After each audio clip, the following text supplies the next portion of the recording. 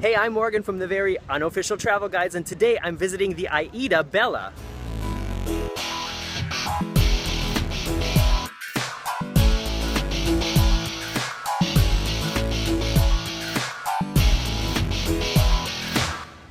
AIDA is the European branch of Carnival Cruise Lines that caters to the German market. They've got 10 ships and they're building a new great big one which will come out sometime next year, I guess, called the AIDA Prima. If you've followed me on YouTube for a while, then you know that I live in Germany and I speak German, but I've actually never been on an AIDA ship, even though they're really great ships, and I'll tell you why at the end of this video. But first, let's go check out the ship.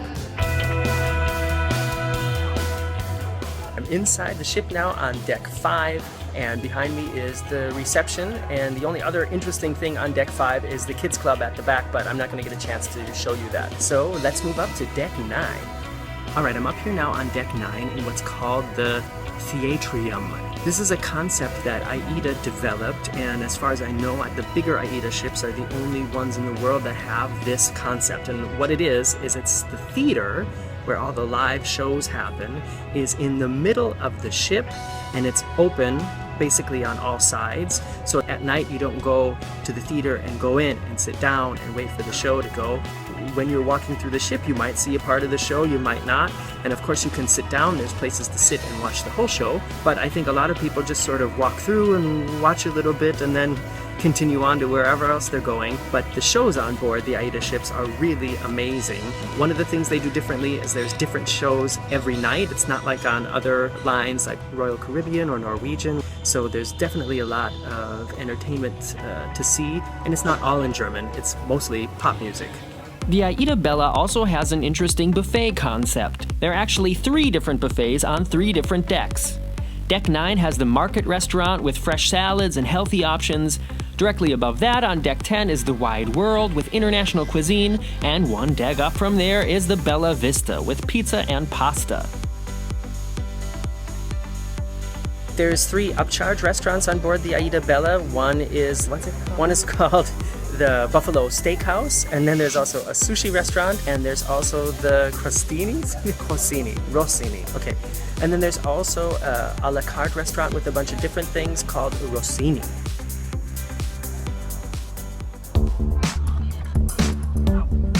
Here's another thing that's kind of different on the AIDAbella and its sister ships. They don't have a quote-unquote real swimming pool. They have 2 sort of larger tubs of water and then a round waiting area to cool off your feet, I guess. For a ship that can hold over 2,000 passengers, I personally don't think that's enough, but judging by the popularity of the ships, it either doesn't matter or the passengers just don't know any better. And look, they even have a dedicated naked area right up here.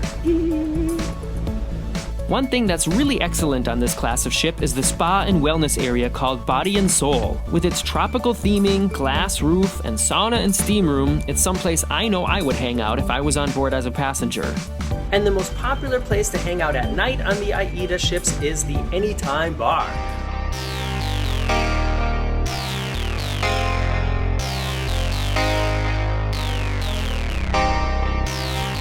Of course, there's also a casino on board, but I have to say, this is the smallest casino I've seen on any cruise ship, except for maybe the Disney Dream, because the Disney Dream has no casino. Okay, so despite having cool designs and a really innovative entertainment concept and being able to speak German, there is one major reason why I've never cruised on an AIDA ship. And that is the price. Let's look at the price for a 1-week Mediterranean cruise on an AIDA ship during the end of May when it's really nice to be in the Med. So this itinerary is on the AIDA Aura. It's 1,045 euros for an inside cabin on a ship even smaller than the Bella. Now let's see what Norwegian has to offer. Oh look! A week in the Med at the end of May on the gigantic Norwegian Epic will only set you back 719 euros, and the Epic has so much more to offer than the Aura. Trust me, I just spent 12 days on it. And speaking of big ships, look at this! The Allure of the Seas is in the Med next May too, and for the same price, at the same time, you could be in a balcony cabin on the biggest cruise ship in the world. I just don't understand why people would rather spend so much money to be on a smaller ship with less food and less fun. Is it because of the German language thing, or is it because the German cruise fans just don't know any better? What do you think? Write it in the comments below so we can discuss it.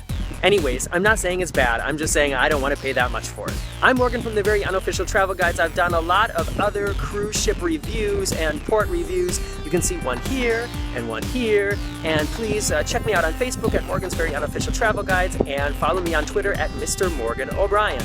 I will see you soon.